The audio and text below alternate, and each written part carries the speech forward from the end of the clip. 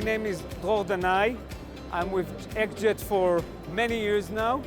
XJet is probably the only material jetting company that can jet the material itself to create ceramic or metal parts.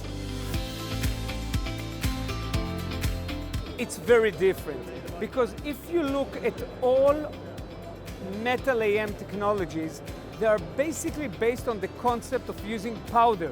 What we do is that we take the smallest nanoparticles and suspend them in a liquid. So we only print on an empty tray where we want to print and only what we need to print. That allows us to get thinner layers and at the end of the day, get a new level of geometry. Excellent question. The Carmel 1400 is just behind me, and the Carmel 1400 was made to address a variety of applications where additive manufacturing needs the highest quality in terms of accuracy and more importantly in terms of complex geometries. So when you really need to get inner channels that have very high complexity, the key is that it also water soluble, and this allows you to build very fine features, very long and complex inner channels and other geometries that this application requires. SMART stands for Support Material Automatic Removal Technology. So the SMART station basically has one purpose. When the printing is finished, you can take the tray and put it in the SMART station for the removal of the support.